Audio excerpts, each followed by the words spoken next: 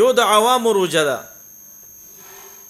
عوام الناس روجه ده چې هغه رسمي روجه وي، صرف هغه کې پښمنۍ وي او افطاری وي، نه پکې منځ کې تلاوت وي، نه پکې منځ کې د الله ذکر وي، نه پکې د روجې آداب وي، نه پکې د روجې شرایط تمیز ساتل کیږي.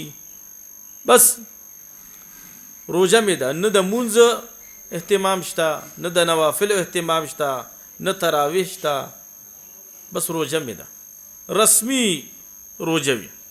حضور مبارک صلی الله علیه وسلم فرمایي کنه چې ډېر روجهدار داسې شته چې هغه ته صرف د لوګي تند نه بغیر هیڅ نه ملاويږي، بس یعنی اجر نشته، ځکه چې هغه صرف رسمي روجي نیسي.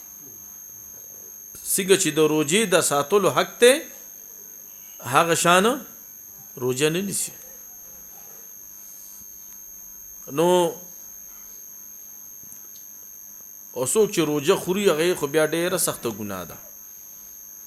نن سبا خو الله دې معفو کې لګه بانه مونږ د روجې د پارګور ير بیمار ما به سورې ما او نشم روجه نیولې، نه ورته چاته ډاکټر ویلی، نه ورته چاته داسې حکیم ویلی وی.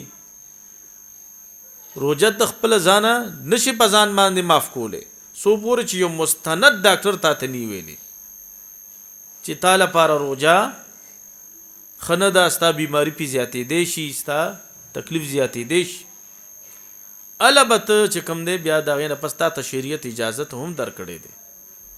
خو چې نه تخپل ځان نه روجه نه نسی نو بیا داسي روجه انسان د پاره د هلاکت سبب ګرځي. روجه کې د هر چا دعا الله قبلای، خدای یو شرابي روجه دعا نه قبليږي. دویم نمبر د خپل والدینو چې څوک نافرمان دي داغه دعا په روجه کې نه قبليږي، کې د ډېر دسترخوانونه د خلکو ته ولګي چې راشي ما د روجمات اهتمام کړی دی غرباو د پاره او مساکینو د پاره، او بل طرف ته خپل مور او پلار خپه دي، نو سپې پداس تو غول مور او پلار راضی کا کہ یو عالم وی کده د دنیا مدرسې جوړی کی یو شیخ طریقت وی کده ډیر د خلکو ته ذکرونه فکرونه ورکی، خو چې مور او پلار خپه کړی دي هر څه ضایع دي، هر څه ضایع.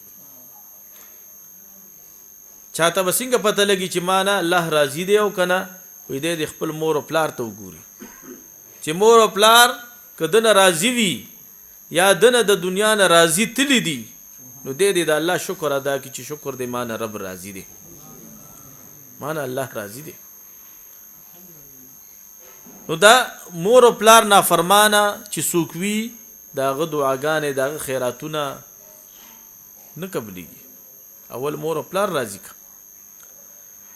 دریم قطع تعلق والا اسی به خلق سره تعلق ختمول، په وړه وړه خبره باندې مړې ژوندې ختمول، دا نن سبا ډیر زیات شو.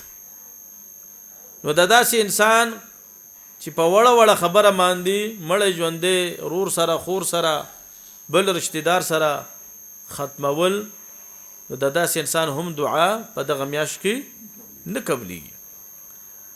سلورم نمبر د هغه چا دعا نه قبليږي چې دغه سینه د بغض او د حسد نه ډکوي، چې څوک هم لک په ترکې وګوري بس د خپکیږي دا ولی په ترکې دي، چې څوک هم له خوشاله وګوري، څوک هم په خجامه کې څوک وګوري د دن نزړ خوري چې دا ولی حسد کوي.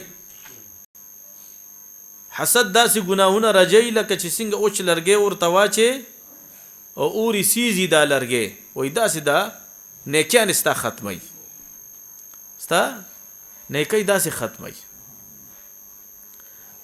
نو الله دې موتاسو د حسد نه محفوظ او ساتي. نو د عوام الناس روجه ده